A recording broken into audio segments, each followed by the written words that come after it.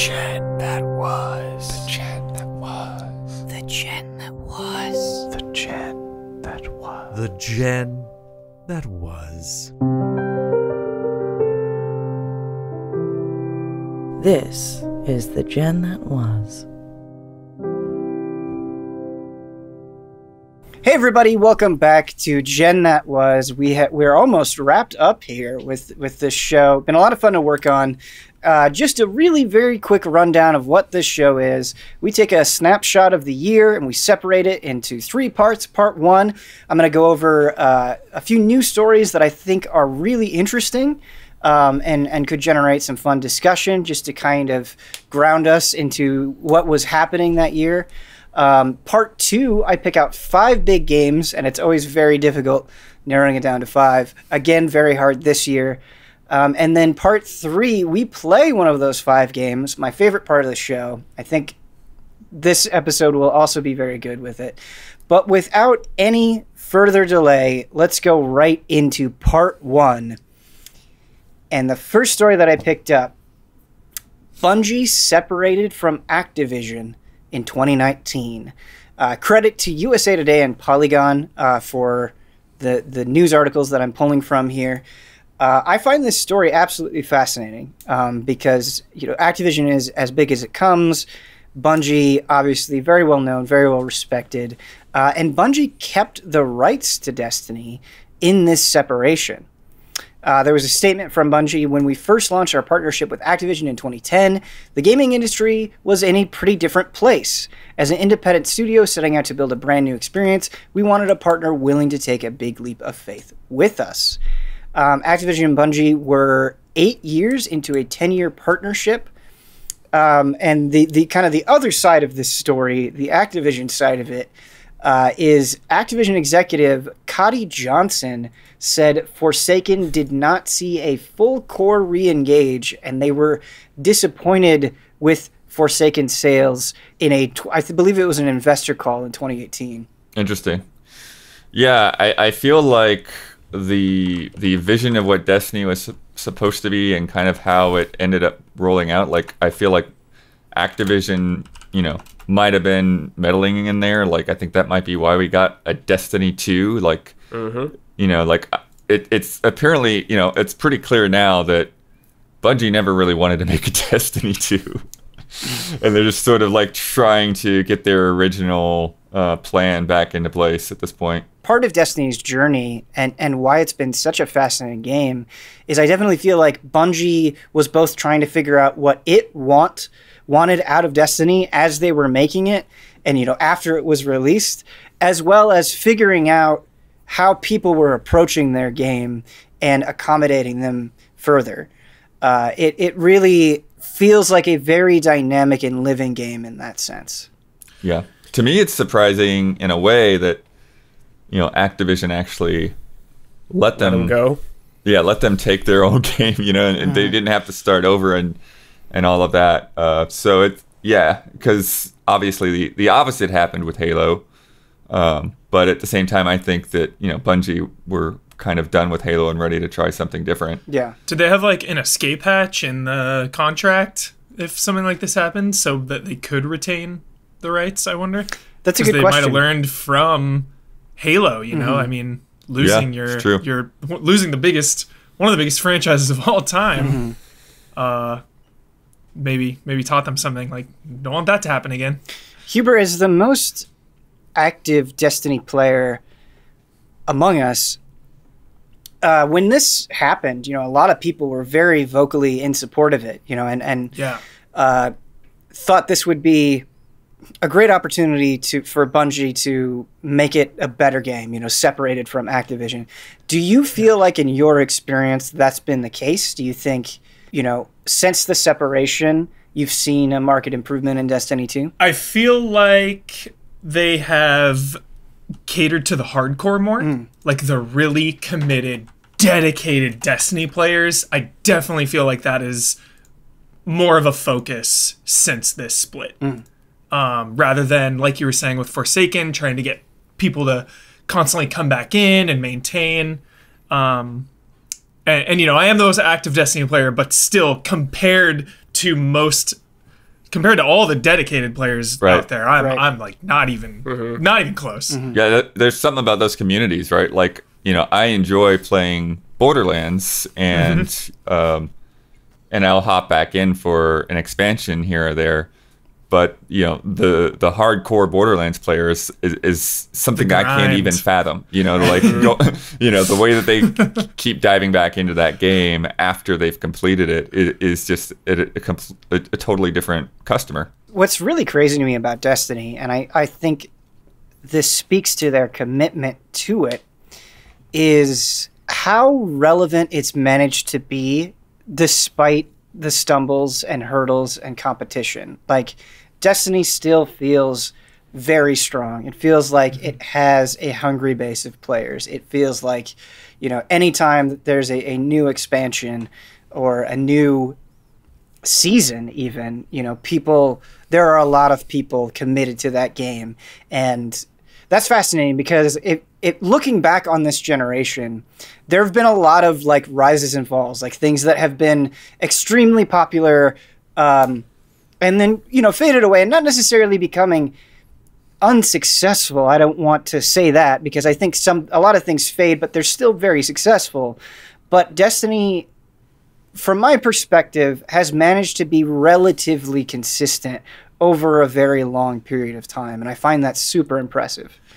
There is a lot of passion there. And I feel like it's also this accumulation of goods and gear. Brad, I know, like, World of Warcraft, just like, you never stop. You just keep building your wealth and your arsenal and like, all the exotic weapons and ships. There's just this sense of ownership to everything you have. Like, you earned your power in Destiny, you earned your gear. And I just love that doesn't go away. Like, things get, new stuff comes out and more powerful, but like, you can really use your set of gear. I also love like the love-hate with Destiny, Ben.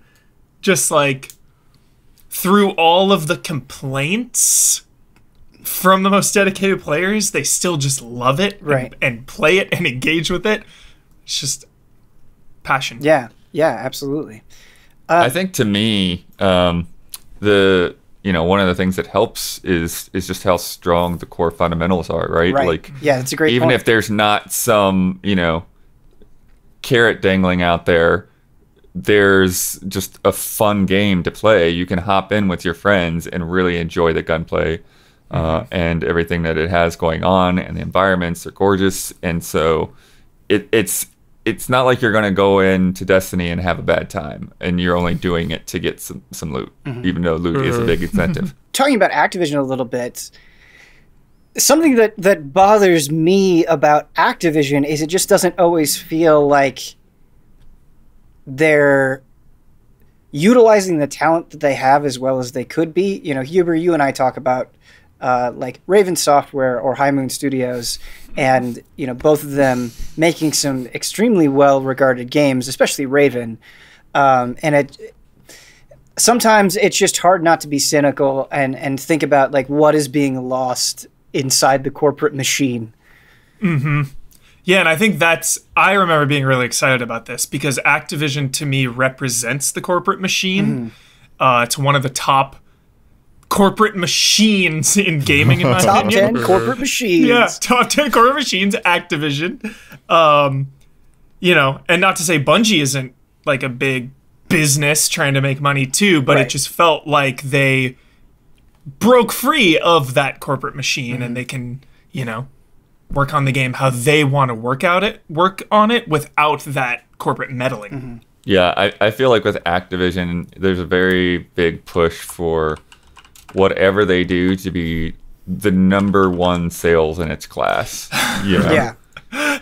And that's what it sounds like from that statement. They're like, well, Destiny 2, it's doing fine, but, it's not number one anymore. So, yeah, they can take it. There was a big sort of instantaneous explosive success that happened in 2019. And although we're not talking about it in the next part, I do think talking about the game and what happened with it is super appropriate for part 1 here, and that is Apex Legends, which just kind of happened, like almost immediately. It passed 25 million registered players in just 1 week. For comparison, in January 2018, Epic reported that Fortnite had 45 million players across PC and console after being available for approximately 4 months. There was like no standard PR campaign. There wasn't a ton of buildup. There wasn't usually the cycle that you see with games from Electronic Arts and Respawn. And the game's line producer, Dave McCoy, he told Eurogamer that like the marketing campaign that you envision has a lot of pitfalls because it's a free-to-play game with loot boxes. It's not Titanfall 3, and it's under the EA banner. So it's hard, I think, to like announce that and have people not assume the worst, I guess. That's a really interesting point. Yeah. That's fascinating. Yeah, and I want to give credit to That's smart. Sorry, just real quick, I want to give credit to The Verge and GamesIndustry.biz for some of this information. But Huber, I'm sorry to cut you off. No, yeah. Just how smart that analysis was of like kind of some things that gamers don't like. Maybe we shouldn't do that standard marketing push. I just think that's interesting. So, while I think it's maybe arguable that Apex is not like quite absolutely on fire as it was like right at the beginning, it is still very, very, very successful. Why do you think that is? It's very hardcore. It's so much more hardcore than Fortnite. Fortnite retains families, kids, all skill levels. But Apex to me is a little more challenging, a little more intense, a little more unforgiving. What do you think in the game itself makes it more unforgiving? I think it's the quick movement, the first person, aiming down the sights, reflexes. It's just more reactions, just a quicker pace. Yeah. To me, a higher skill ceiling. I think when this game came out, what led to its success is at the time the big boys were Fortnite and PUBG, I guess at the time. Yeah. And you got this game coming in, done by like Respawn, who's known for good FPSs. They bring in a good FPS battle royale that has a twist of like trios almost built in. Yep. Like you said, I think people would be hesitant if they heard about it. And were like, you screenshots, you're like, but releasing it, just bam, out there for people to play. People might have been skeptical for a minute. Once they actually started playing, they were like, oh, this is really mechanically sound. This is actually really fun. Yeah.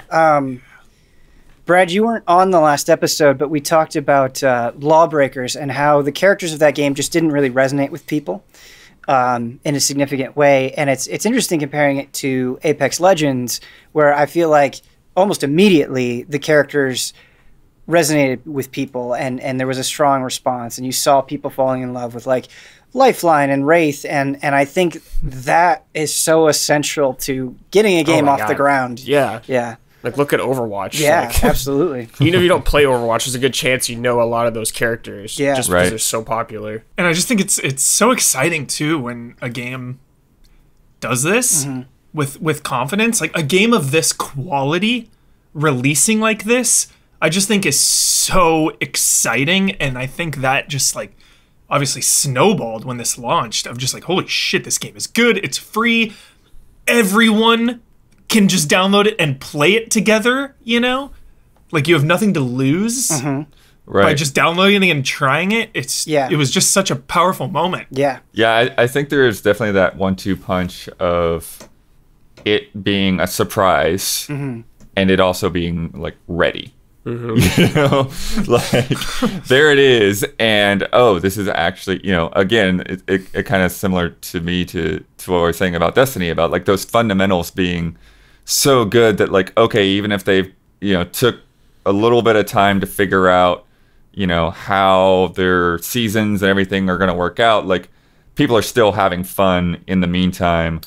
And it didn't take them that long to start getting their strategy worked out, right? It's not like Avengers where it's like, what is happening? It just, things keep getting delayed and then delayed and delayed. Right. You know, Apex, it kind of stumbled a little bit out the gate, but there was so much strong momentum there. And they were able to adapt rather quickly to keep things going. Yeah, I remember at the beginning that there was definitely some disappointment that more content wasn't coming more quickly, but I agree. I think that the strong core of that game really helped weather that. In my research for this, I saw that they were like kind of inspired by Beyonce, just like suddenly releasing an album and how successful that can be. And that's, that does sort of feel like what happened with Apex Legends. Do you think there is a lot of value in just sort of that sudden release? And do you think it is something that we'll see more of for games of this size?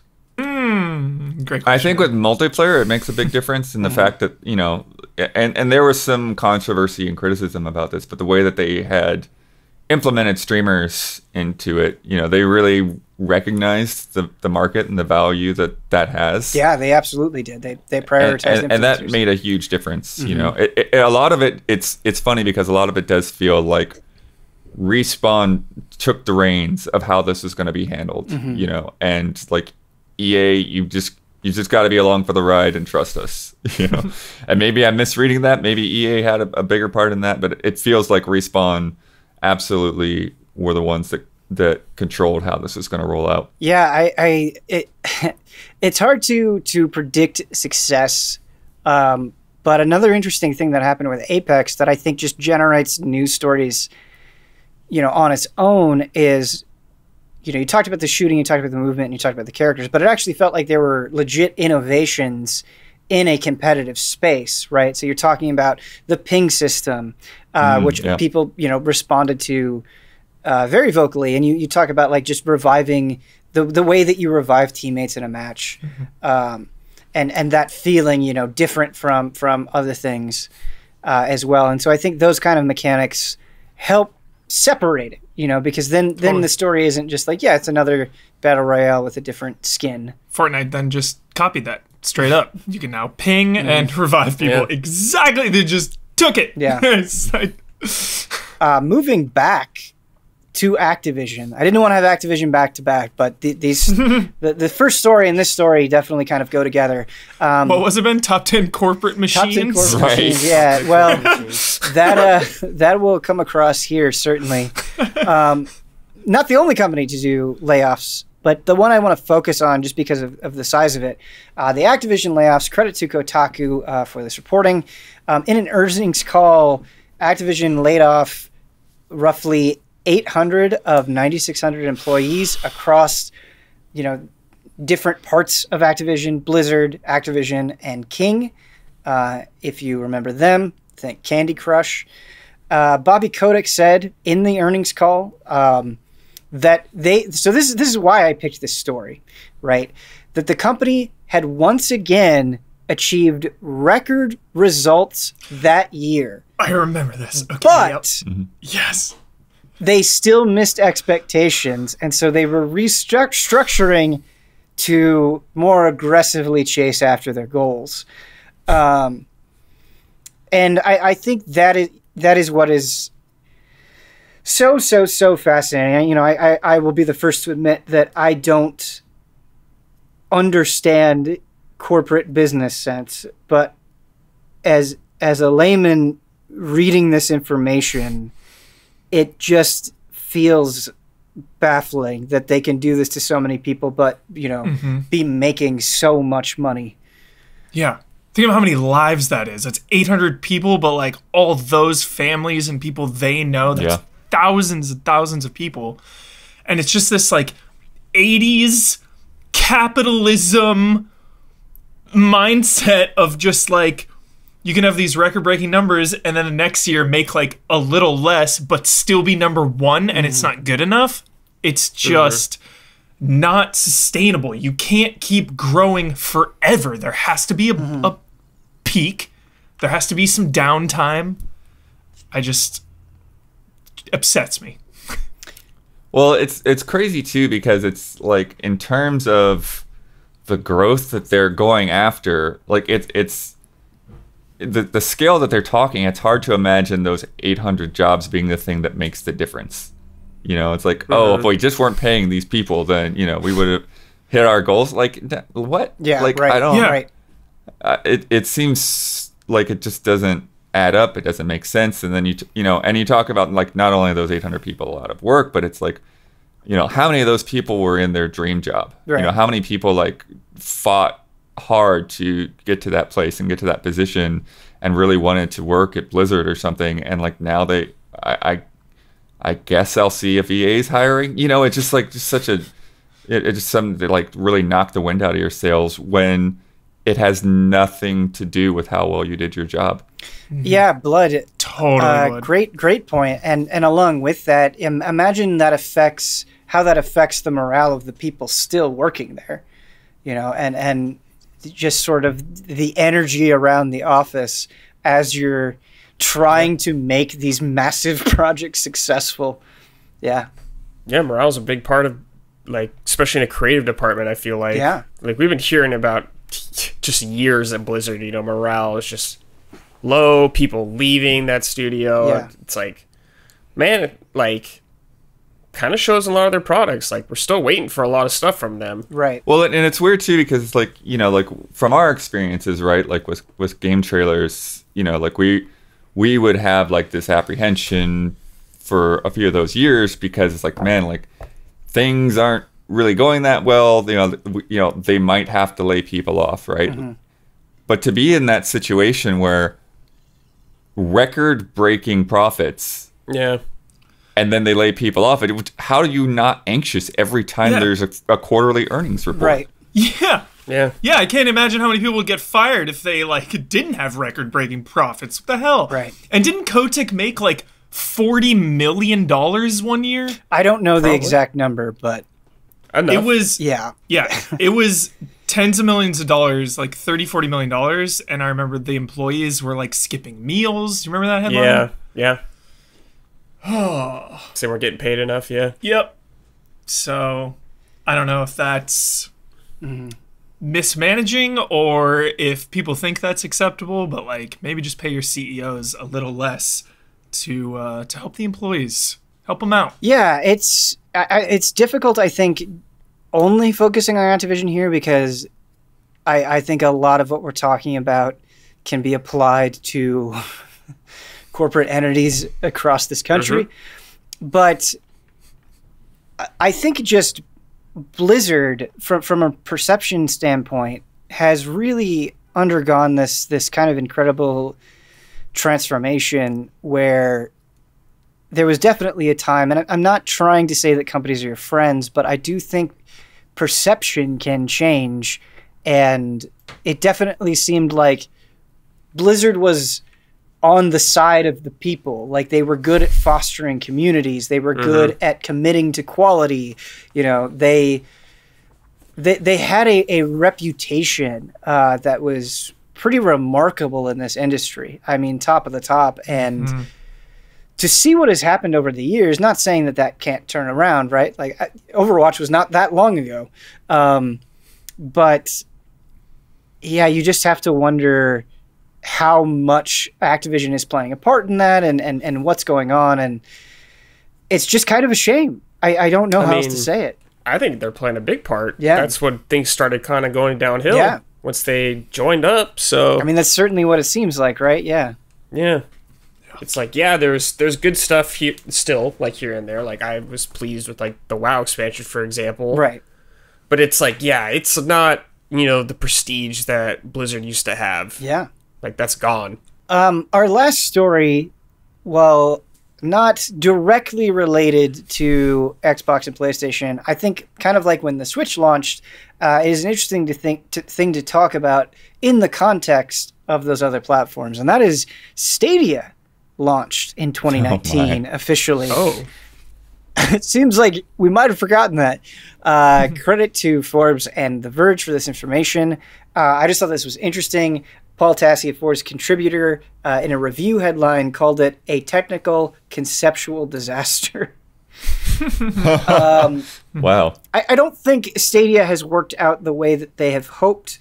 I think that is evidenced by the fact that they just announced that they are shutting down their internal game division. They had studios in both Los Angeles and Montreal.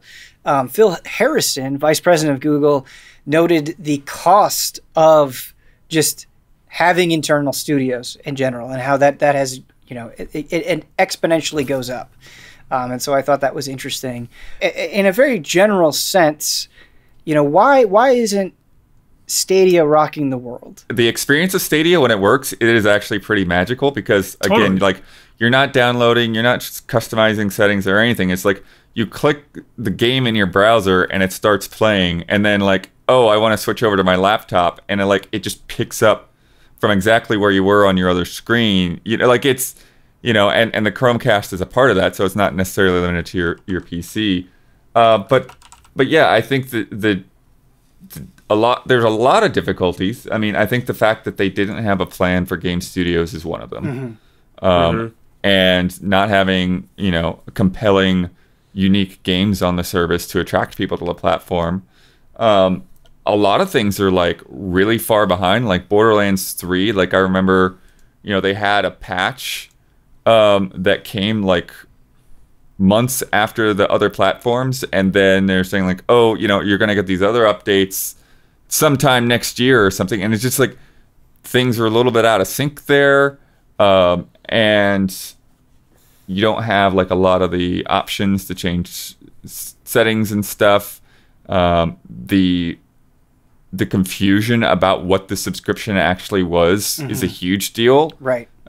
because it's you pay this monthly subscription, but then you still have to pay full price for most of the games. It's more games with gold or PlayStation Plus than it is Game Pass. Right.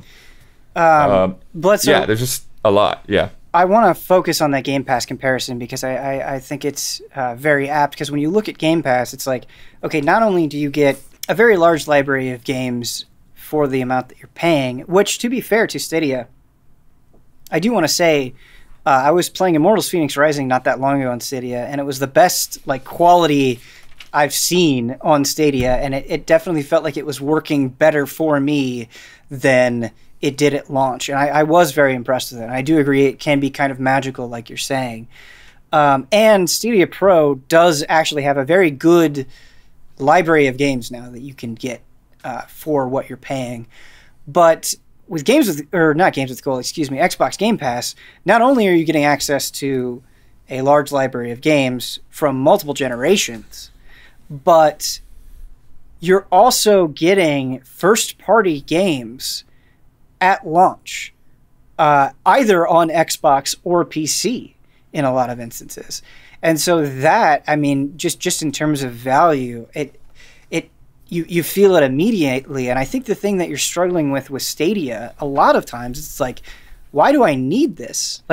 You're going to make me pay for games that are old and I may already have on other platforms.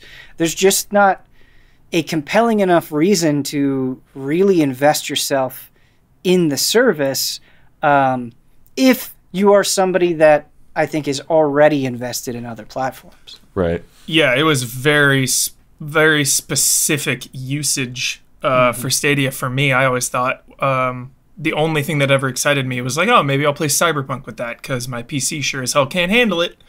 So I think if they had leaned into that more, maybe it would have done better. Hey, you can play these games the best here. If you don't have the capabilities to play this game, it'll be here. But still, that's very niche compared to, like you were saying, Ben, just Games Pass and all this. Right. Trying to sell it as a service rather than a luxury. Because to me, it would have been a luxury of oh, I can play Cyberpunk on here, really nice. But with Game Pass, there's already a ton of people part of the Xbox ecosystem, you know? Now you're asking people to join a completely new one on top of how many there already are. Yeah, it's not that different than when a new PC storefront comes out and you're okay, another one, I gotta. Yeah, I think it's a similar kind of sentiment almost in a way. Huber, you were talking about Cyberpunk and leaning into that, and it's funny because after the launch of Cyberpunk, which was rocky in and of itself, people were saying hey, Cyberpunk actually works pretty well on Stadia. Yep. But I feel people were reaching out to me Huber, dude, it actually works. Yeah, yeah. And I do think that is a really valuable sort of asset to latch onto, but it's coming after like a year of Stadia disappointing and getting a lot of negative coverage. And so it feels like it's like trying to climb out of this hole. And you have to wonder, like, what if Stadia launched at the time of Cyberpunk, right? And that was something they could lean on. And so it's so much a perception and time and place kind of thing. And just either that, Ben, or like you were saying, maybe have some exclusives, right? Or better deals, like just better support with free games, right, or exclusive games on top of the added benefit of being able to play really demanding games that you may not necessarily be able to play on your current setup. Yeah. Well, and I think one of the issues too is that, like, you know, there is this mental barrier of ownership, right? And so if you're streaming a thing, it feels like you don't have it. You don't own it. It's not on your hard drive. And if you're disconnected from the internet, you can't use it. So to be charging basically the same prices for those games, I think in a lot of situations just feels like wrong to people or not worth it.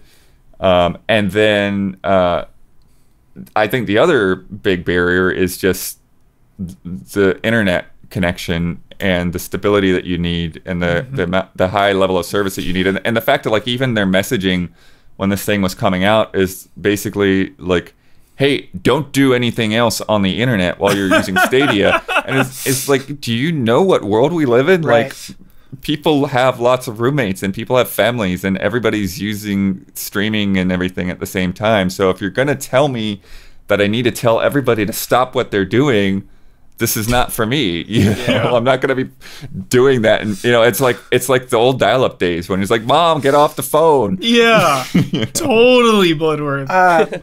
Blood, I want to definitely bounce off that point. But as far as like exclusives go, it's not that Stadia didn't have any exclusives.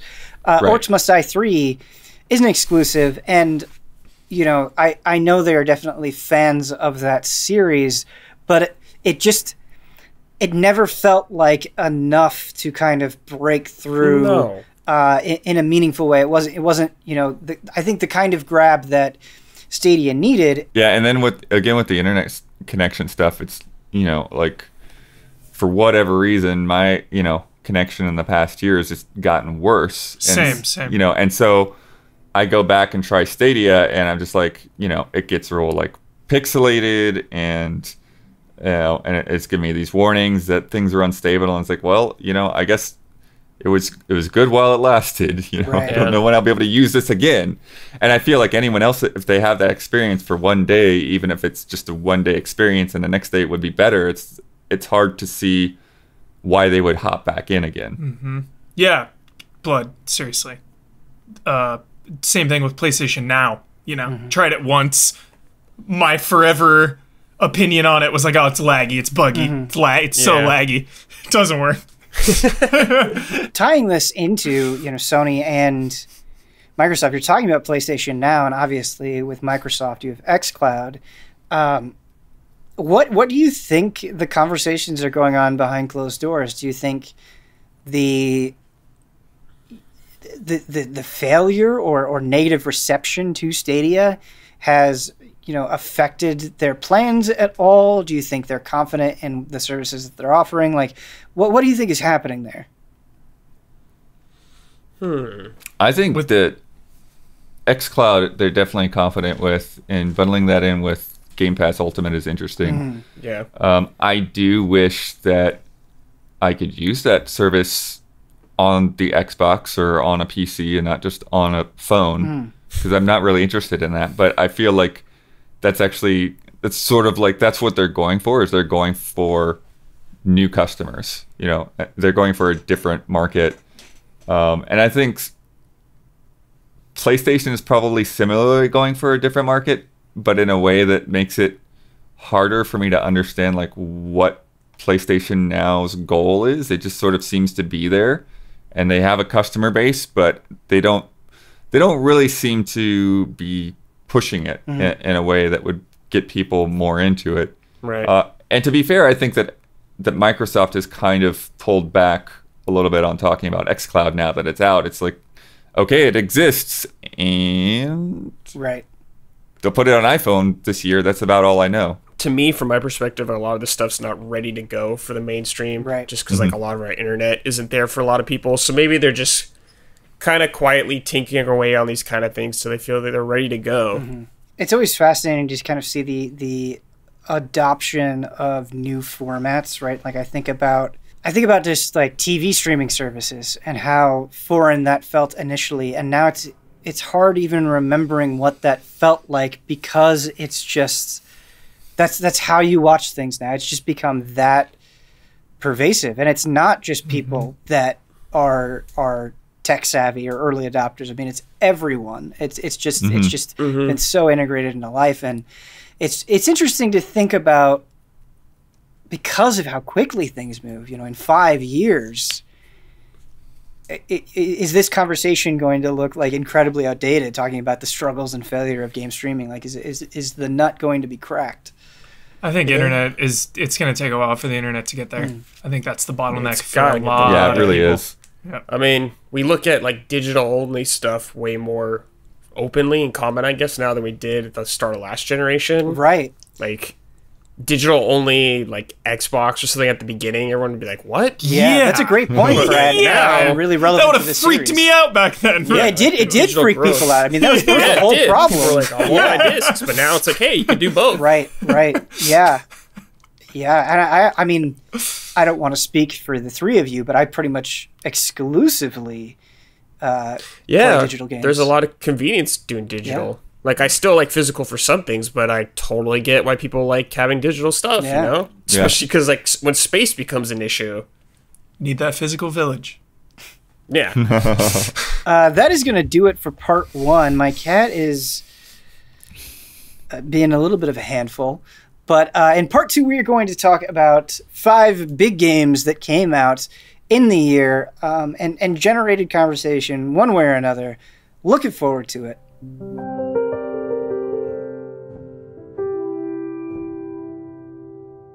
It's time to talk about games in Gen that was, and really, is there a better game to start with than our 2019 Game of the Year, Sekiro? We've all played and enjoyed this game. Brad, you reviewed this game. Obviously, when you reviewed it, you felt very highly of it, and you felt very highly of it during Game of the Year. But especially now after playing like Demon Souls on PS5, has your opinion changed at all, or is it about the same? Same. Just as good as the time I played it, dude. I replayed, so they added some DLC stuff earlier late last year, like the boss rush stuff, and I did some of those. Man, it's so good still. Yeah. Like, mechanically, it's just chef's kiss. The way that you're responding to this, Brad, and the way that you're responding, Huber, you're just like squirming with joy. Yeah. Like it just Yes, you just dude. sound. It's like you're having like a chemical reaction to it.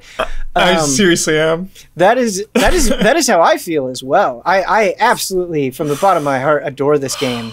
Why? What is it about Sekiro that do you think elicits this kind of response? Because it is in some ways similar to what they worked on in the past. Yeah, it's like, you got your Souls formula there, the groundwork, I would say, but this just kind of adds a new flavor to it. It Swords really emphasizing- clashing, baby. Yeah, really emphasizing, one style, like, on countering, essentially, like that being the huge mechanic. And I think it was just such a fresh take on their formula, I guess, that just reignited that fire in me.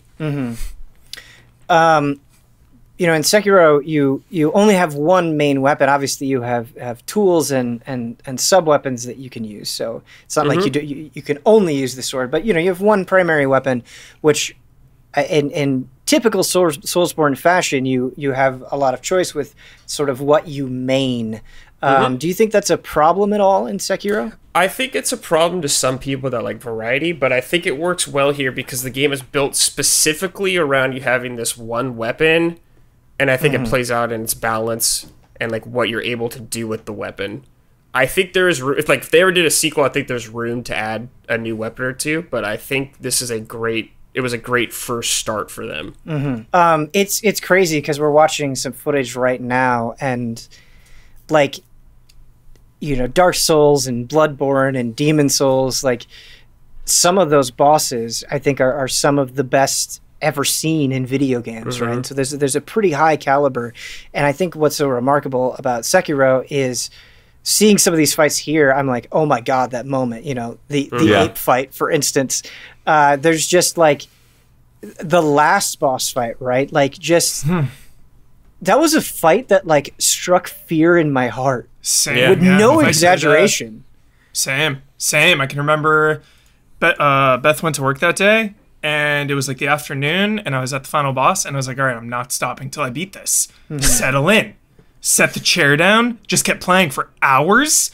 So many times, Ben, in my head, I'm like, what if I just can't beat this? Right. Like, I might just not be able to beat this. I actually might just have to give up and stop. And I didn't, obviously. I kept going and eventually beat it. But it was one of the only times where I really questioned my ability of, like, maybe I might not be able to finish this thing. So obviously From is moving on to Elden Ring, the next big project that we haven't gotten a lot of information on. But, you know, Hubert, like I said, you were squirming with excitement. Brad, also very enthusiastic. Does that bum you out? Like, do you want a Sekiro 2, or do you feel like you kind of got everything you needed to out of the first game? With From Software, I'm always just kind of like, I want them to make whatever they want to make, kind of thing. Like, yes, I enjoy Sekiro. Yes, I enjoy Bloodborne. And I would love sequels for them, but it's like, you know, I'm cool with new projects because they're always good. Yeah, I think the thing with Sekiro is, like, even though there's a lot of similar DNA in terms of how they design their games, like it does feel like a markedly different experience. Yeah. You know, the combat in this is extremely different than anything in Souls, and quite different than Bloodborne as well. And like, even though, you know, challenge has been one of those staples, I think that here it's amplified in such a different way that, like, you shouldn't expect to get through a fight on the first try. Like, there is a certain amount of learning is part of the process. And I remember, you know, even just like, you know, some of my fights against like some of the ninjas and things that are not bosses, you know, and trying to learn those fundamentals of how to read enemies and how to counteract them, and then, you know, when you first see them, they're, you know, you only come across one and you think this is like a one-off dude, and then later on it's like you've got to deal with them on a regular basis. And just that, like, the amount of growth there is as a player and learning how these systems work, and the fact that, like, you know, even though it is a lot about parrying, there's a lot in there that does, you know, surprise you and force you to think about things in new ways. And the movement is just so much more fluid in a lot of ways too. I think Blood that we didn't bring up is just like the fact that there are those attacks that are unblockable, those few like red ones that you can't counter, but it's like just a simple thing like that can dramatically change combat compared to their previous games, especially. Oh, absolutely. The Makiri counter and the death blows are two of my favorite things to do in all of video games, without question. The impact and like just how good a Makiri counter feels when you land it. Feels like you earn this thing. It's so strong. It's just the best feeling. Dude, best of the biz at impact. It is. It really is. This is a From Software game with a jump button. You know what I mean? Not that you can't jump in other Souls games, but it's obviously different here. And yeah, Brad, you're totally right that even just the minor changes make a big difference. And I do think that's something, talking about From, that, you know, the difficulty gets brought up so much that I feel like sometimes it becomes homogenized in a way that doesn't really do justice to the games. I think what is so remarkable and why these games are so highly regarded and why they're so captivating is a Souls is different from a Bloodborne, is different from a Sekiro. The way that they challenge you is dramatically different. Yes, they are carrying elements over, but you know, another game that we super highlighted on the show, Bloodborne, the way that you're offensive in that game is way different than the way that you're defensive here, and how you're rewarded for that kind of movement, like you were talking about, is really important. Just like even going around the environment and the verticality that you have, like it changes how you approach a level. It changes what options are available for you.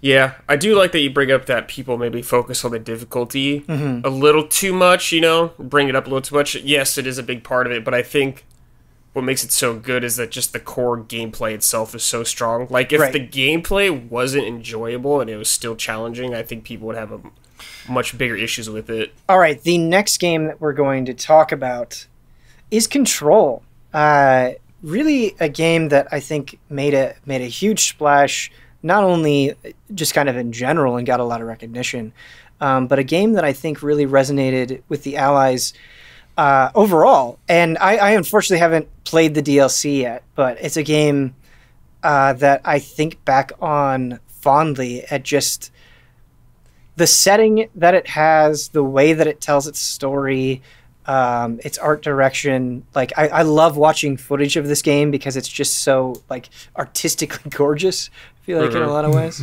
Yeah, I just love this studio. You know, first up, like when a game gets announced from a studio you just love, that is exciting straight away. And then it's like, all right, what are you up to, Remedy? And of course, like the more we saw of this game and just like the shifting reality of the oldest house, it's like, okay, we are in for some Inception, mind-bending, crazy trip. So, so just right away, yeah, the excitement and the hype.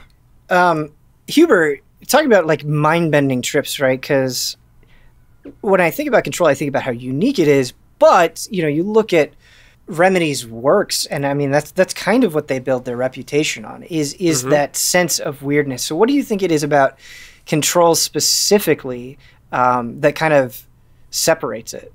Just the like, you never know what is behind the next door. I feel like I think of Max Payne just being like really grounded, gritty cop noir, and of course Quantum Break getting a little weird with like time manipulation, of course, but just, you know, it felt like every time you went to a new wing of the oldest house, like you didn't know what to expect. Like anything seemed possible. Yeah, I think, Ben, what like set it apart for me is just its design, how it's laid out. You know, like Max Payne was like kind of like going through level, and from what I remember from like Quantum Break was kind of like that. But here you get this Metroidvania-esque design of you exploring this area, you know, finding upgrades and stuff. And I think that just kind of lent itself really well to this environment they were in. I think the environment too, also, like Huber said, is a huge part of it. It's just a fascinating location where you do feel like anything can happen. All those little side stories, Brad, just like just the phone and well, even just something like the hotel, you know, like when you first hit the hotel and you're like, what is happening? You know, like the way that it you know, kind of goes beyond the rules and all of that.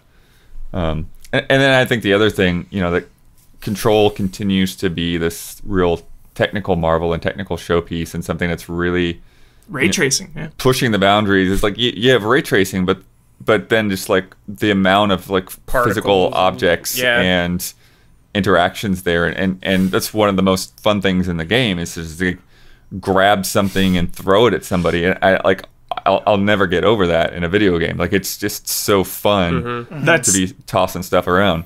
I love that you said that, because I felt that exact same thing with Max Payne 2. One of the first guys you kill in Max Payne 2, he like flies back into the shelving and stuff, and all the papers and the shelves go everywhere. And I remember thinking that exact same thing, Woodworth. I'm just like, whoa! It's just those little details that suck you into the world. Yeah, this game kind of feels like the culmination of their ideas from Quantum Break, because you know, there's so much in here that you're like, oh, this is from Quantum Break kind of thing. And it's like they've just took those ideas and just executed like just better all around, I would say. I've enjoyed some previous Remedy projects before, and I do think when I think of Control, you know, I think about the environments. I think about just the style of this game and how it's dripping with it. But I also think this is probably the Remedy game that I enjoyed playing the most. And I do think there is a lot, both with the movement, your abilities, and the enemies that you're fighting, that make it a pretty consistently engaging experience from beginning to end. And I felt like it was the right level of challenge as well. Yeah, where good call. You know, when they did kind of cash in on a big moment, it had the right level of intensity. Like what I was facing felt like a threat, even though I also felt very powerful, you know, and I can do all these things and destroy basically what's around me. And I think when you feel that supernatural, it can be a little bit hard balancing that threat level. Yeah, even doing side quests and like leveling up. You know, you definitely get stronger, but yeah, just sometimes those cash in moments, like you were saying, Ben, can just catch you off guard. Like, whoa, all of a sudden died so fast. Let me try again, and then you die again, and you're like, wait a second here, this is kind of intense. It's and also then you kind of like, have to change up your strategy, and it's also one of those weird things where like you have like, you know, the sort of the plot versus lore kind of divergence, right? Because it's strange because it, like in some ways, like when I think about like the beats of the story, they're like the main arc, like I don't know if that's particularly all that interesting, but it's I devour every you know, Dr. Darling thing. I want to read every one of these memos and like the history of what Jesse experienced, you know, that led to all of this. And so it's a really interesting, you know, like dichotomy there of like what makes this compelling, you know, like a lot of documents lying around. Yeah. Yeah, Blood, that is I really agree with that, because I do think presented a different way, I think it does a good job of making you want to know more based on how it presents it and how it tells the story. It doesn't just rely on like one or two methods. Like literally the form that they're taking, right? Like the live action videos that you see, the notes that you're picking up, the actual cutscenes within the games. Like there's just so many ways that they're kind of, you know, expanding the edges of this world that you are interested in a player just because I think of that variety of presentation. I think that's really important. And I love that we get to see it through Jessie's eyes, because she's a new director. So just the idea of like following her, you know, she's discovering it along with us. The internal monologue. Totally. You know. And then she has some kind of secrits from her past. That's what I was going to bring up. That she keeps from us, the player. Right. It's really cool. She, in her own way, like you're like in the back of your mind, like what's going on there? Like she's just kind of as mysterious as everything else that you're taking into. Yeah. Yeah. Awesome. And then just again that like the crazy Remedy commitment to having the live action stuff, you know, like they're always implementing that in some form. But I think that whereas in other times it might have felt like, okay, like we're gonna stop playing the game and watch a TV episode, or here is the photograph just like stuck in the world that doesn't make any sense. Somehow here, like it sells those moments to where they don't feel like they're out of place. Right. We are going from weird to weird here. Weird to weirder. Oh, weird. Well, yeah. I can't really disagree this with is the it. weirdest. Yeah. I've talked so much about Death Stranding, and even now I think I struggle to properly articulate exactly how I feel about it. But I think the simplest way is like, I have problems with this game, and I feel like I can complain about it a lot, but I am immensely grateful that it exists. Like I think back on the experience far more fondly than I do negatively, just because like there is nothing like Death Stranding. There's not even anything that's like even close to it. It is a singular experience. I'm not gonna lie, I didn't really understand the game, but I loved it. Like, full disclosure, honestly, man. Like, people say it's not that confusing, and it's like, I was kind of confused. Did Kojima tell that to you? Because that's like the only person that I could see justifying that statement. Yeah. Like, I couldn't. This is a game I finished, and I really now couldn't tell you what happened or explain it really at all. But what I can tell you, what I can remember about it, are just the deliveries. You know, the journey. The journey, exactly. So I remember that very strongly, very fondly, but nothing really about like the actual plot. It's funny because I think like what Blood was saying, sort of about like the plot and being like, okay, cool. Like that's not the overall plot isn't really what I think about when I think about Death Stranding and the moments that I liked. I think about kind of the smaller character stories. And I actually do think Death Stranding does a very good job highlighting some of those, and then kind of giving you different angles through different ways. Like I think about the estranged lovers who are reunited and then have a falling out again, and like the different formats for which the game chooses to present that made that story super interesting. You know, and that's just one tiny story. Within Death Stranding as a whole. You're like carrying on your back, right? You like deliver her? Yes, dude. That was one of my favorite parts for sure, Ben. Yeah, I think that the thing that's maybe the craziest to me is how, like, in a lot of ways, like, to try to describe, like, how this game plays, it feels like it should be a boring slog, and yet when you actually get your hands on it and you're actually moving around, there's something just very compelling about making those paths and finding those routes and keeping your balance. It's just and then the rewarding feelings of when you do get like a vehicle or a zip line built or something like that.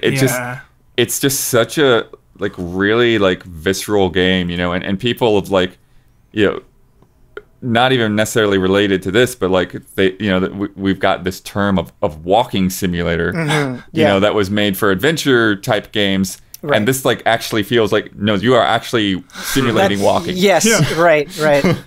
Blood, just to build off that too, Blood, for 1 second, is like, yeah, committing to a route and then kind of getting like stuck maybe, and having to figure it out, or like, dude, do I go all the way back, or do I just try to like make some weird path around? Those moments were so fun.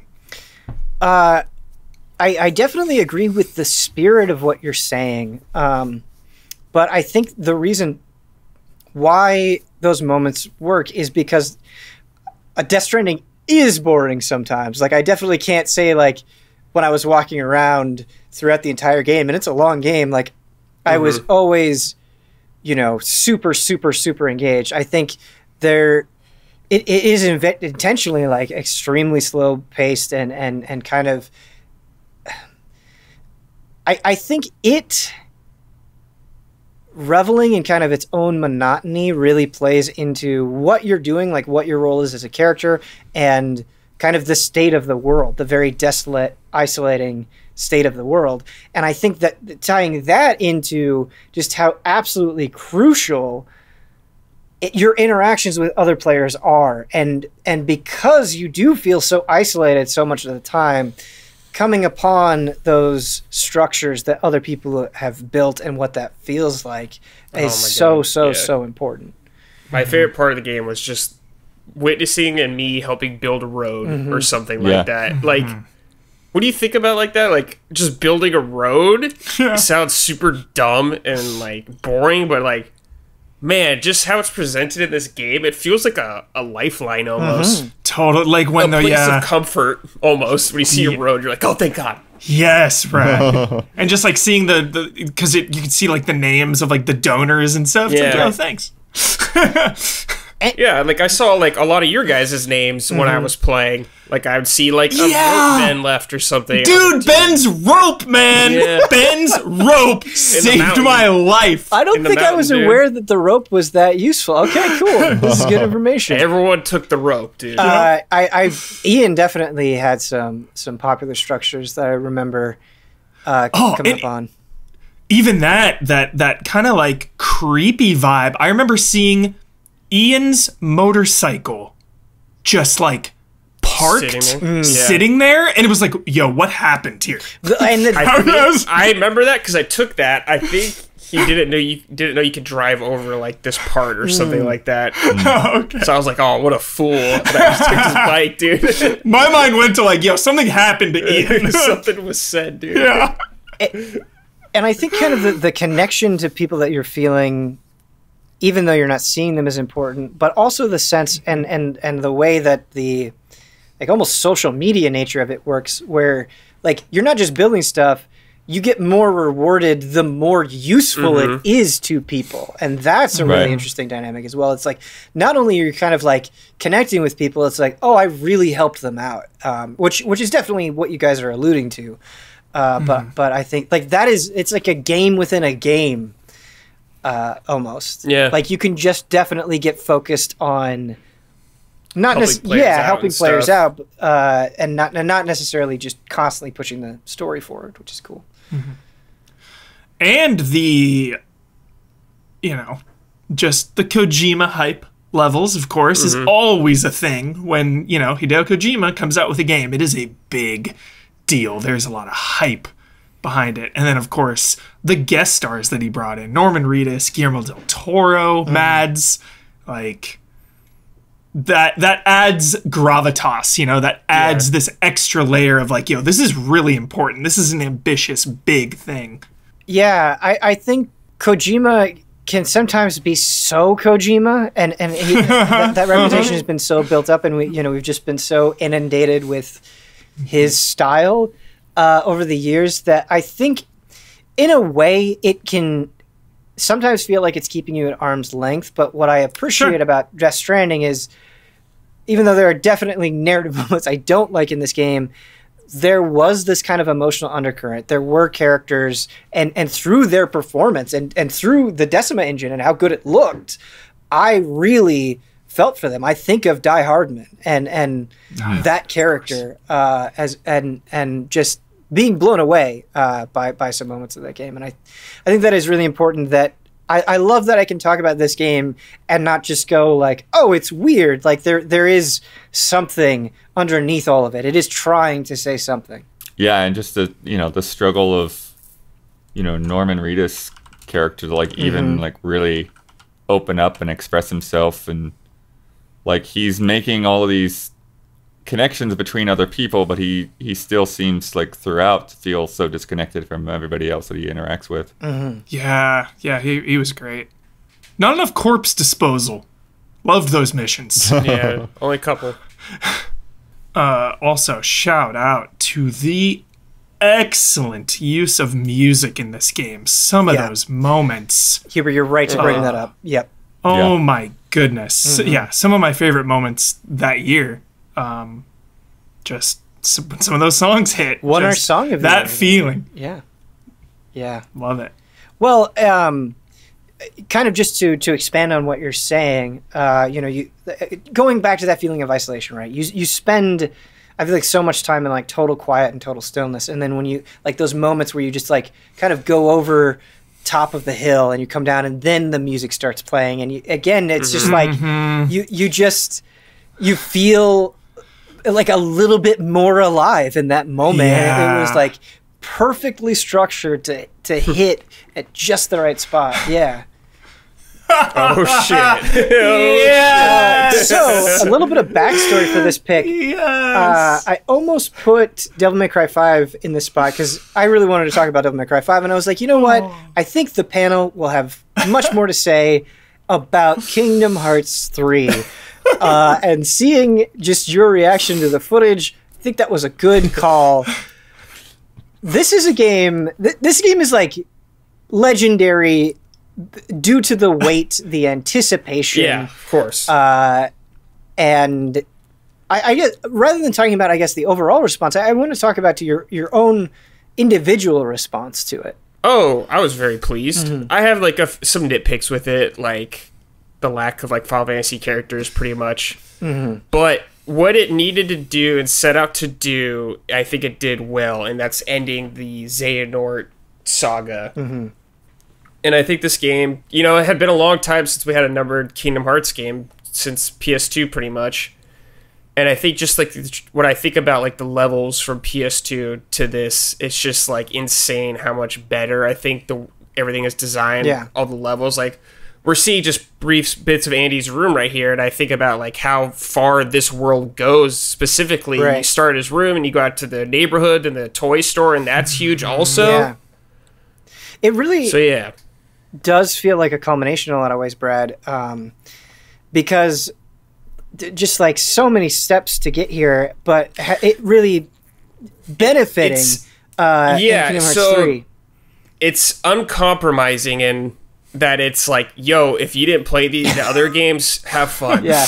Well, And that could be a Good huge luck. roadblock. That's a huge roadblock for a lot of people, especially, but like, for like a fan like me, you know, has kind of been there, I really appreciated that, because it's not something you get a lot nowadays. I think about like the movement sort of introduced in Dream Drop Distance, though, and that, you know, that being like evolved and then presented in Kingdom Hearts 3, and how that movement really benefits from these much bigger and more open places, like you're saying. And I honestly had an absolute delight going through these worlds. I think in large part because of that. And you know, just watching the footage, like I'm still extremely impressed with how good it looks and how well they're able to represent these different properties. And you know, I mean, we're dealing with like some of the best animation in the industry. Dealing with Disney, dude, Right. like better not mess up, and they do it probably better than most, I would say. Right. Yeah. Yeah, definitely. The magical vibes of Kingdom Hearts, man. Like Sora gets me like Gets you misty-eyed. gets me just looking at Sora like gets me so emotional, because I love everything he stands for. And yeah, just I mean, Brad and Ben, you guys said everything that's on my mind, of just like this really is the culmination of gameplay, story, everything that had been building for so long. And, you know, Toy Story, one of my all-time favorites, so I love that they went there. Like, the worlds you visit are, like, such a big Much part. more, like, modern, too, this time around. More in the CG era. Yeah. Brad, you mentioned like having nitpicks, and I agree. There's definitely nitpicks that I have, and there are like story nitpicks that I have. But what I will say is, when you get into the final stretch of Kingdom Hearts 3, that shit is hype as fuck. Like, Shit goes it's like hard. and that is exactly how you want the end of a trilogy to feel. You want to be like, oh my god, it's happening. This looks so incredibly epic. Like, that's the sensation you want, and I do think Kingdom Hearts 3 gave that to me. Yeah, it's like, it's not even just the end of a trilogy, you know? It's like so many other games combined in this, and it's like, yeah, the ending better be like a 5-hour thing. Right. Yeah, and it took me so long to catch up on this series. Brad helped me get through like the dark times. I remember hurdles, Kingdom Hearts 1 on PS2. I was like, oh, this is rough. Obviously, the remasters eventually came out, and that really helped a lot. But yeah, just getting through this whole series and then culminating with 3, it was just such... Because like, Brad, I love that it's uncompromising. Like you said, like I love these massive ongoing franchises, which there are not that many of. You know, I think of Resident Evil, I think of Kingdom Hearts, where everything matters. Like, it is all building towards the next ones, whether that's like lore and story and callbacks like that, or mechanically. Yeah. Talking about that uncompromising nature, that is really interesting, because there are just the realities of the world prevent that from happening. You know what I mean? Like, We need to get more people into this kind of thing. right. Well, like creators, a lot of times I feel like do not have the opportunity to to be so uncompromising. And Right, that's true. It's interesting how you see that result, like, kind of resonate with the fan base, right? Because, like, man, I feel like at this point, you know, if you're in and out of Kingdom Hearts, it's like, this is what it is. It's fucking insane. Like, it just is, and it's only going to get more insane. And I think for the people that love it, like Brad, like you said, who have been there, have taken those steps, like feeling like you're rewarded for doing so. That you know, when something like Kingdom Hearts 3 comes out, it doesn't throw that stuff away. It's like it becomes even more important. And I just feel like, as a fan, you have to be like, wow, that's awesome. Like, I put that time in and you're rewarding it for me. And that has to be like, it's just like a good feeling.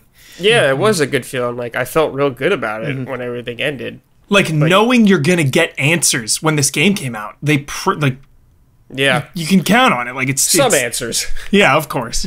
I mean, there's going to be more. What's in the box? There's going to be answers and questions, of course, but like with Xehanort and all that, right. it felt like the biggest story kind of thing that they've been building up to finally ended.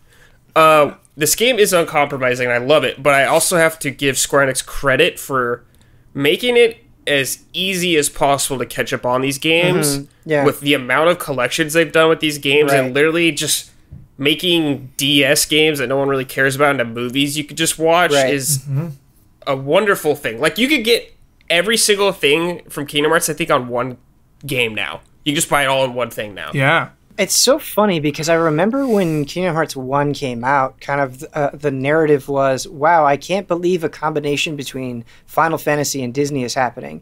And like now that doesn't even really register. Like, now what is amazing is that like Kingdom Hearts is telling the story that it is. Like, it's like on its own merits. Yeah. It's crazier than the collaboration. Yeah, it's like it's built its own kind of thing, you know? Like you did say, it started as this collaboration, but now its own universe is the biggest attraction. Yeah, definitely. Like, everyone's like, who the hell is this Yozora Noctis 2.0 character, you know? Yeah. It's Noctis. It's Noctis's nobody, dude.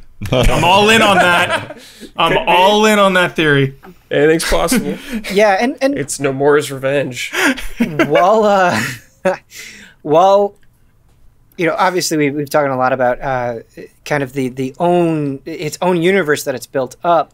I do think it's still really awesome how faithfully it represents Disney when it incorporates it. Oh, right? my God, It just does it in a way that just feels right. So consistently, and I think that is really impressive. Sora is one of the greatest heroes of all time. True. You are Sora. Dude, I wish. Yeah, you are. Power of friendship, you're like unlocking hearts, man. I aspire to be like Sora, honestly. Like, he is my inspiration. Now I just want somebody to like slap a beard on Sora, like your beard specifically, just to see what it looks like. Dude, my hair's getting long enough where maybe I could do like a Sora, like the spikes, man. Huber? Try that. Please. Please do that. Holy shit. Before I cut it, dude, I'll do some research. All right. How to have Sora hair. All right. Our very last game, and it is a good one to go out on. It's Resident Evil 2 Remake. We were just talking about this. I don't know if it was in the reactions to the Village showcase or whatever, but like, I love how collectively Easy Allies sort of rallies around Resident Evil. And I think Resident Evil 2 Remake spoke so hard to everyone. And Huber, you know, with Resident Evil 2 being one of your favorite games of all time. My favorite. Your favorite. The original. Yes, the original. Your favorite. Your number one. Like that. Not only like this remake on its own being a dream come true for you, but seeing the Allies just like enjoy it so much had to be like heartwarming. It's the best. It's my favorite thing ever. Just we're in a new golden age of Resident Evil, and it is so incredible because just the hype obviously around Village and Lady Dimitrescu, and just when this remake came out, of course, just like sky's the limit now for Resident Evil, it feels like, and just the more popular it is, the more Resident Evil we get, and the more, like, higher budgets, better games, you know, all the resources right now, spare no expense. So yeah, I'm just so thrilled and pumped of the moment that this franchise is having, largely in part because of this remake. Yeah, I think what's is amazing to me is just like how well they managed to pull off something that felt kind of out of reach, right? Because you know, I didn't even get into the series at all until the first Resident Evil remake on GameCube, and good one to hop into, Blood. The night and day difference between that and anything before it, you know, and the way that they had done the, you know, really high quality in-game models paired with the pre-rendered backgrounds, you know, and then, you know, to fast forward today, and it's like, man, can they match that same kind of quality with everything being in real time, you know? And I think that they have, like, you know, it really does feel like it stands toe to toe, you know, visually in terms of how those games jump out at you, and it's just, you know, it's absolutely a terrifying game. Wet gore, Bloodworth. Shout out. Gore.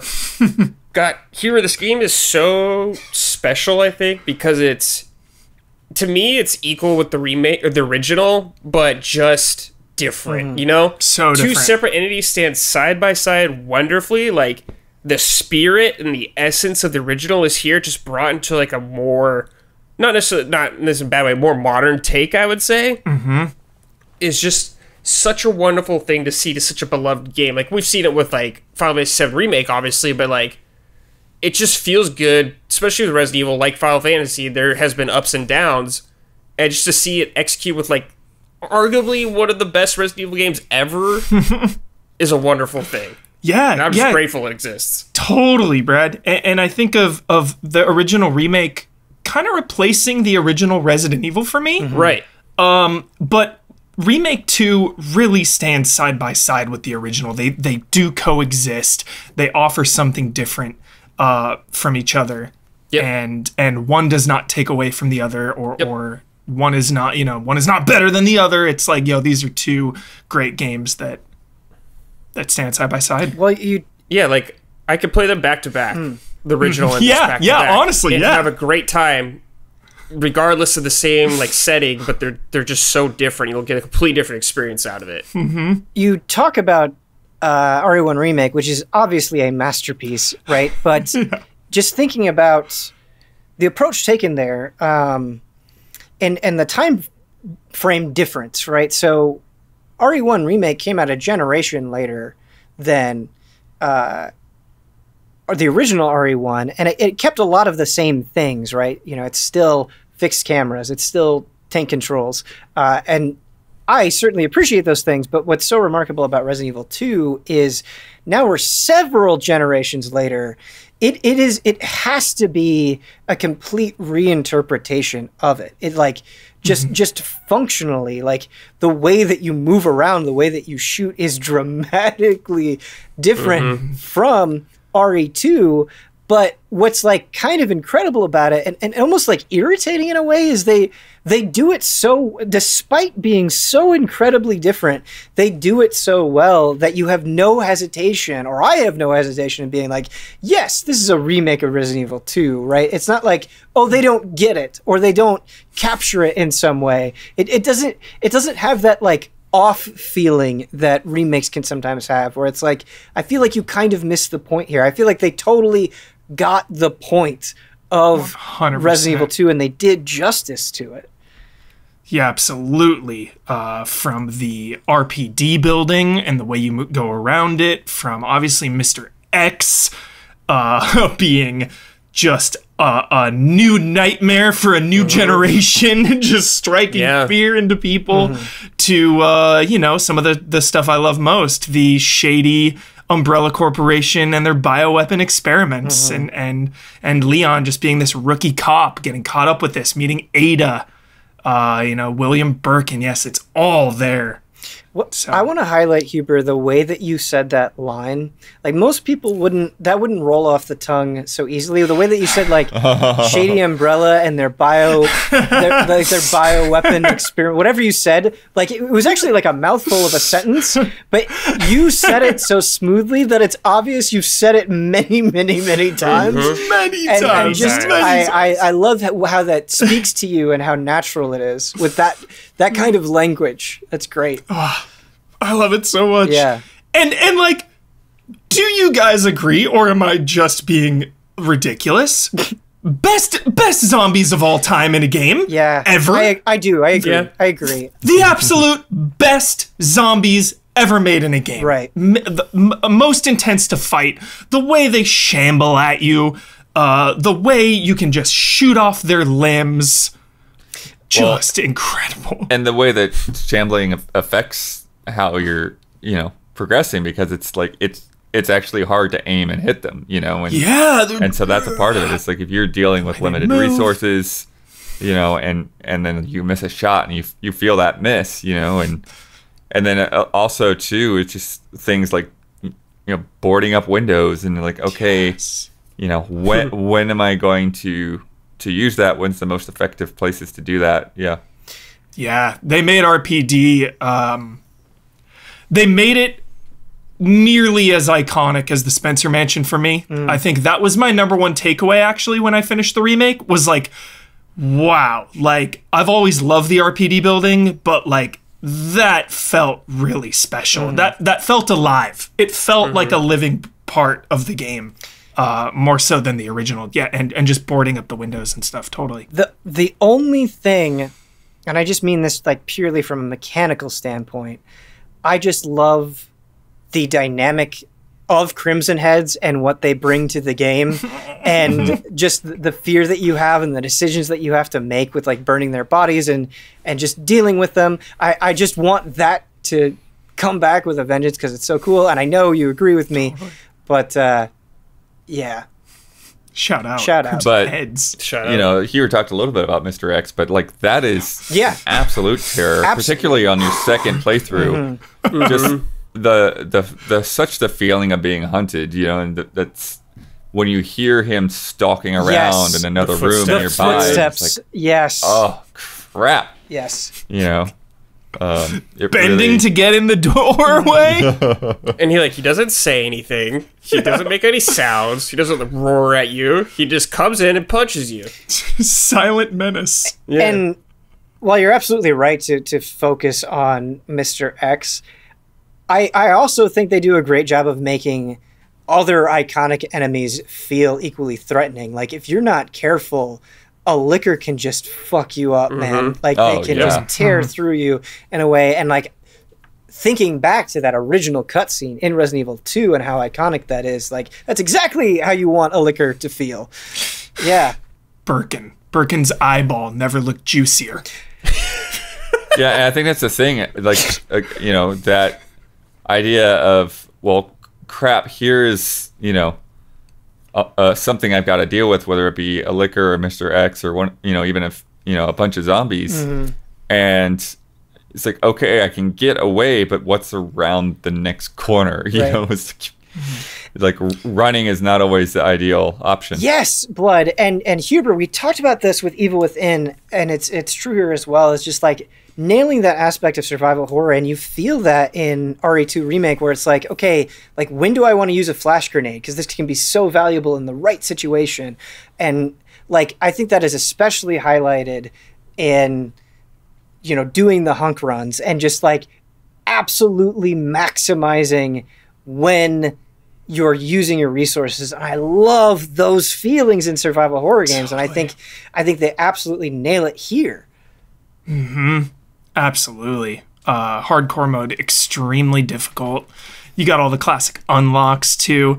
I wish the second run scenarios maybe had been a little more fleshed out in a way. It's not a deal breaker for me, but a little more with those extra scenarios and kind of the way maybe Leon and Claire's affect each other. I'd say if there's anything that holds me back, it's that the second run really did feel like more of a new game plus than a separate scenario. But I did like the DLC. You know, it was small, but I did like the support. It was relentless, dude. Like it. Yeah. DLC is vicious in a great way. That makes it fun.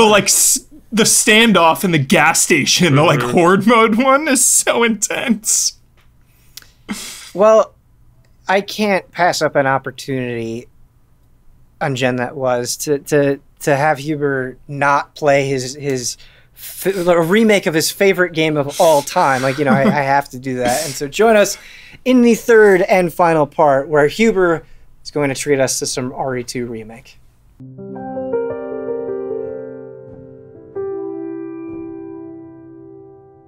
A game that really needs no introduction. We're playing Resident Evil 2. This should be immensely cozy.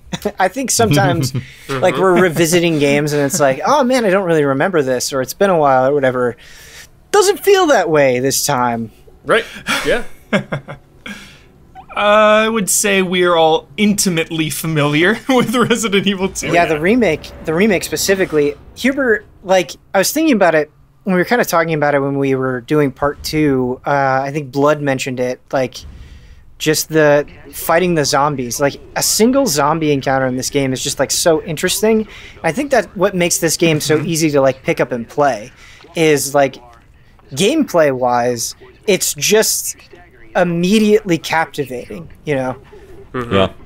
Is this the best burger of all time in video games? I don't know. Burger. I think this Yakuza burger, games it's have good burgers.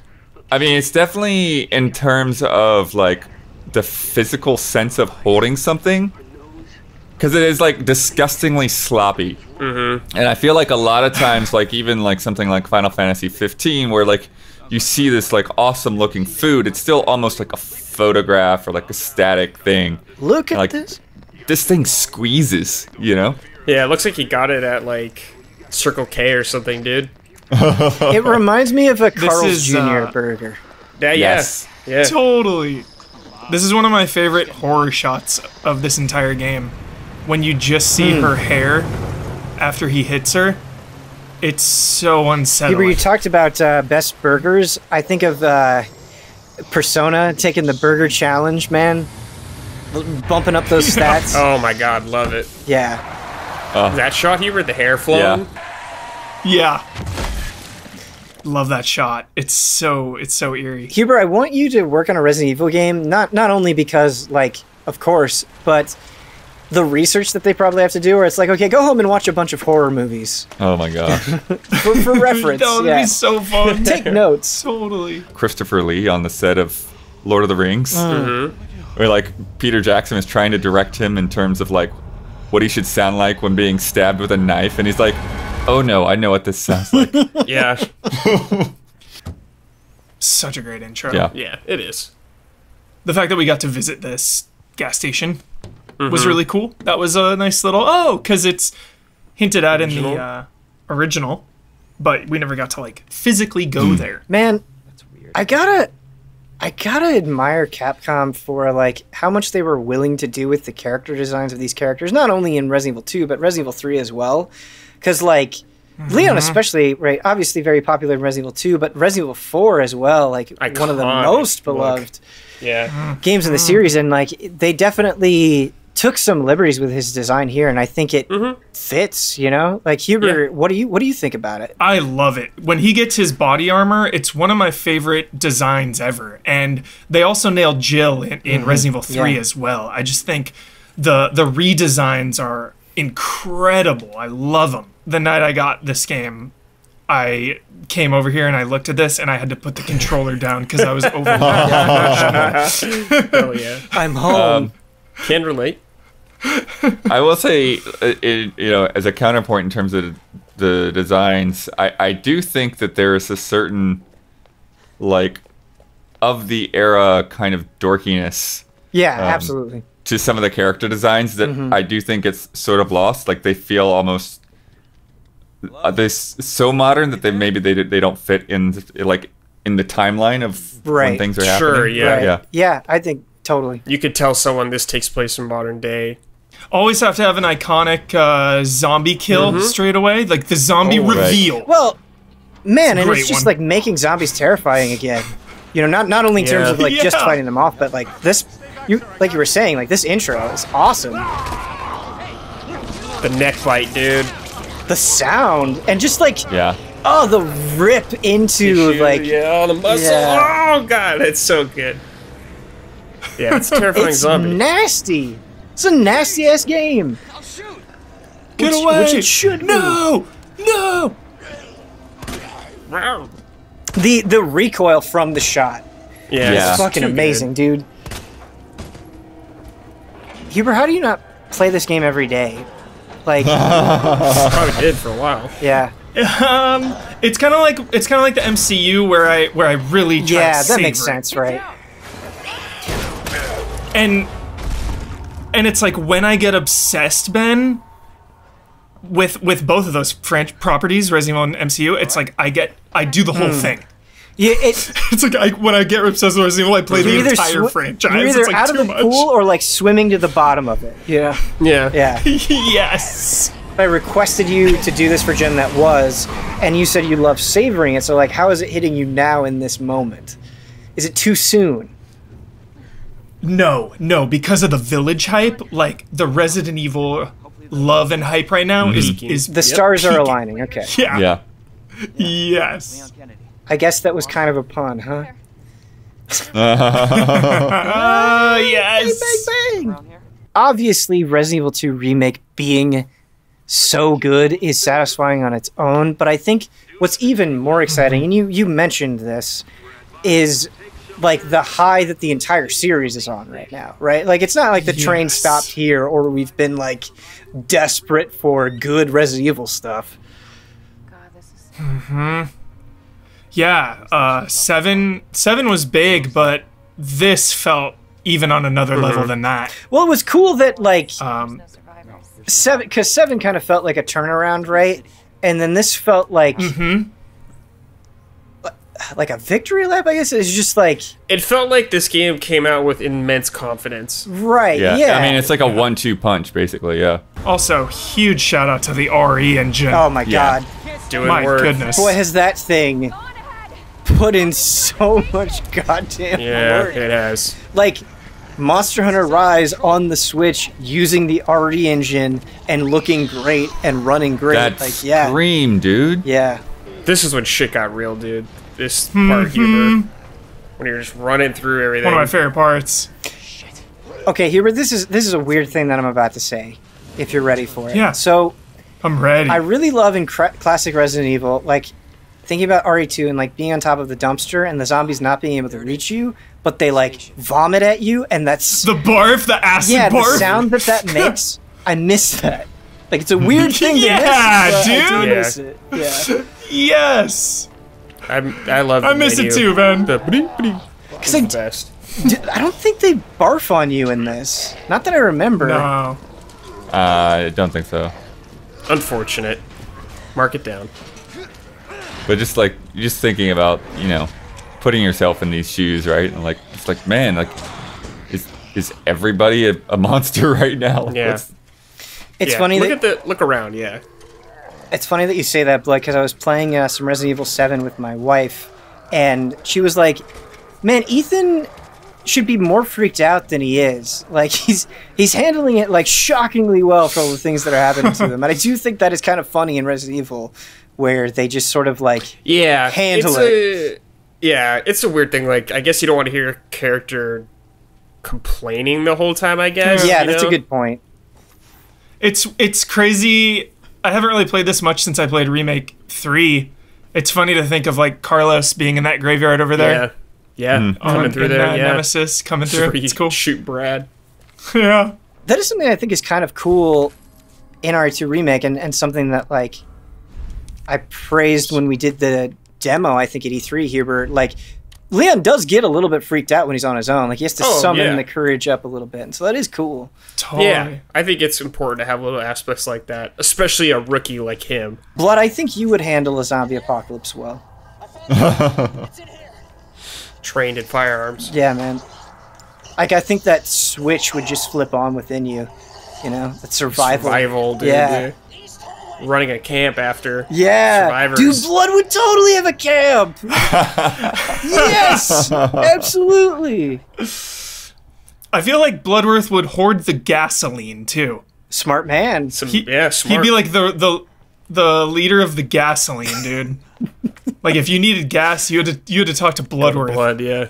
Dude, now I want to make a game like talk to Blood. He's the leader of the gas. Yeah. How do you feel about this like room being different, Huber? The design of it. I love that there were little differences throughout.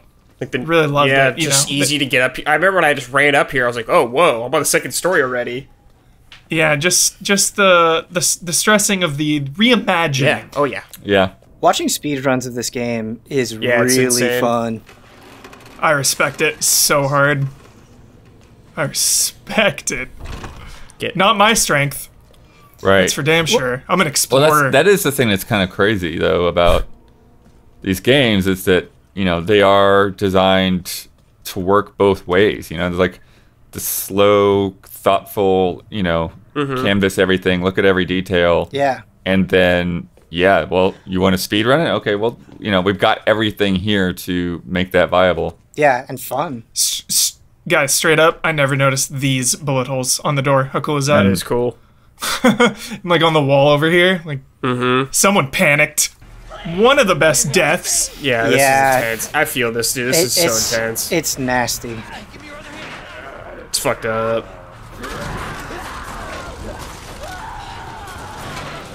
We say this a lot, but if you haven't played RE2 Remake, Play it. like, What are you doing? do it. And I love it because it's it's not that long, and so I don't feel like I'm asking like a huge commitment of people. Right. But I do know that like some people, and totally understandably, just like can't handle horror games, and I get that.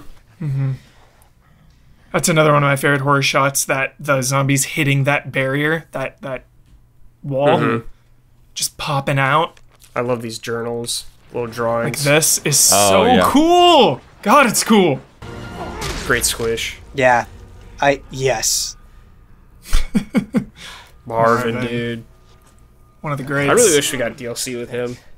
Same. This is not how I imagined my first day.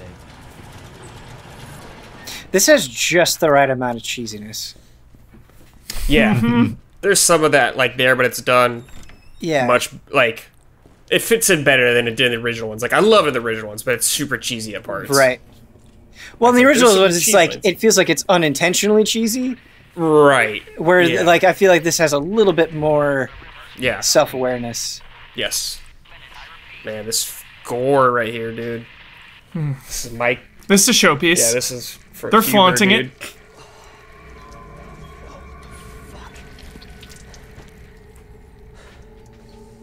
I'm gonna pretend you like go to sleep with a picture of that underneath your pillow. This guy's pipe through the Yep. head always freaks me out. Yeah. It's like how did he get up there?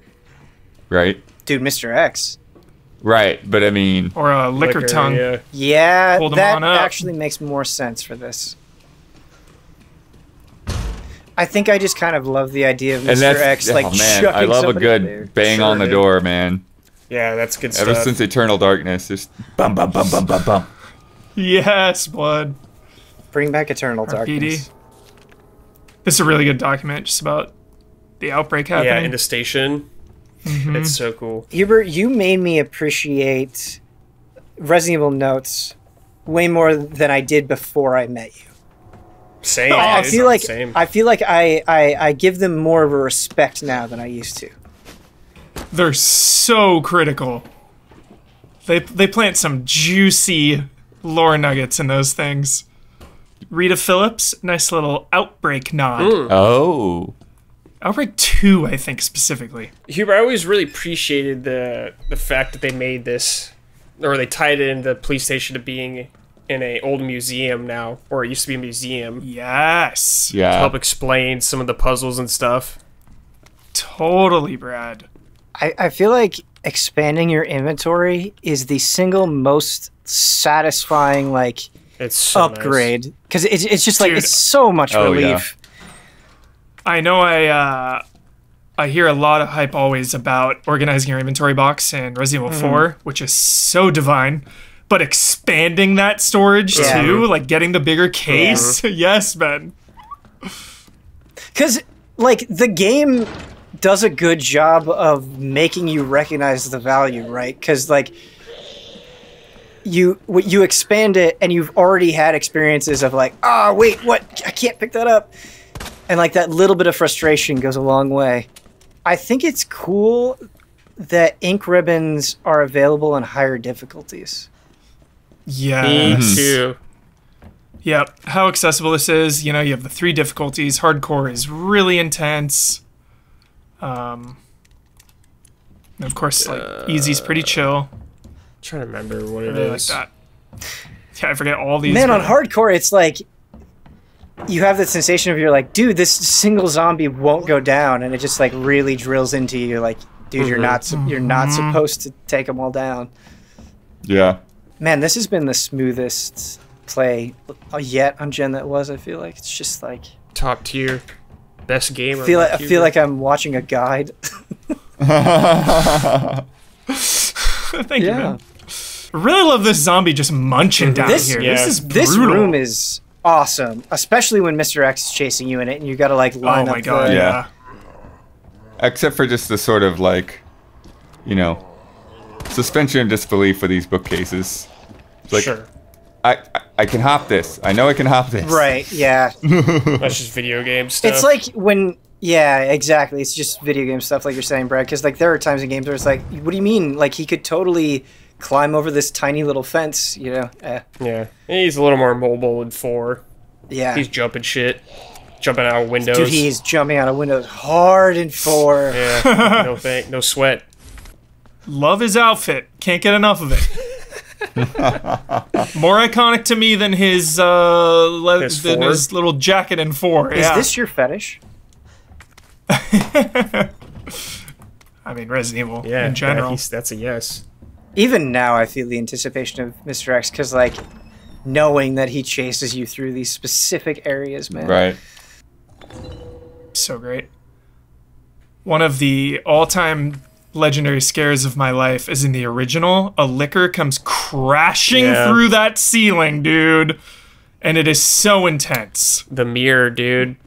Oh, God, it like the scares me. interrogation room in the original, like Yep, freaks that me one out. too, Rad. Yeah, dude.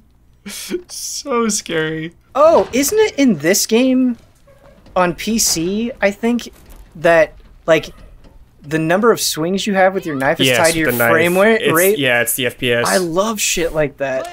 It's like so weird you could like little do tech. 120 FPS Yeah. and just slice through guys. And they have to, like, limit it Mm-hmm. when they're speed running because, like, people, they don't want people to, like, get an advantage just because, you know, they don't want it to be pay to win, right? Right. Doing? That helicopter Dude, that's crazy. I never knew that. The fact that I could give you a Resident Evil tidbit Yeah. makes me deeply satisfying. Ben, I'd never heard of that in my Wow, life. okay, cool, I cool. like it. Guess you're reviewing Resident Evil Village now, Ben. Sweet, yeah. You're the guy. Great, I'm the guy now. That was the moment it changed.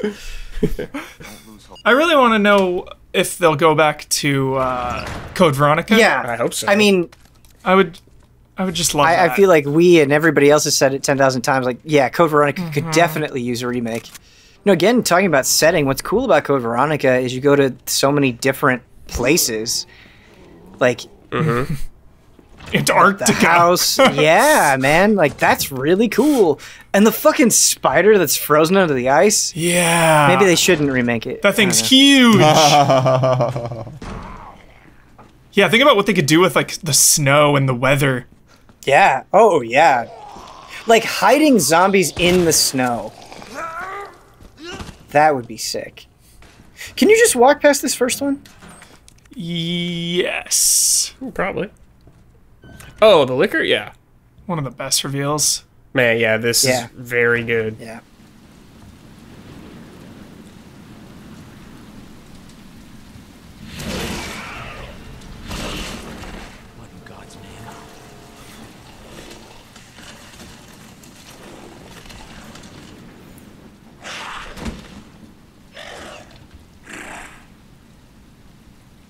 Oh yeah, we need the star's key, so this is probably the current. Oh no, we don't. Fuck. Oh, It's okay. open. We did it. We did it! We did it. All right. Yeah. Since I think, we worked here, we got to bask in this just like a little bit. Oh was yeah, gonna say, right he's here, gonna go to dude. Wesker's Right office, here, one yeah. of the best, dude. The Stars Alpha and Bravo team. Love It's so cool that they included that picture. Yeah. So good. I scoured this office for the name Wesker, and I could never find it.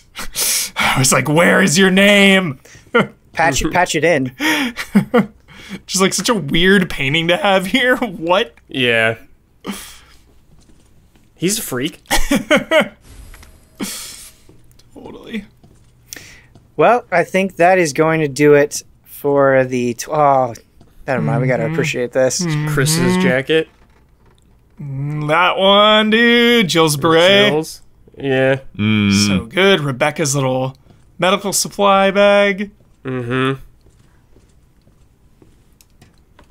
Hooking us up. Hook it up. F8 spray in the original in her little bag. Yeah. And of course, Barry Burton. On my desk, I have guns. Yeah, Barry. So cool.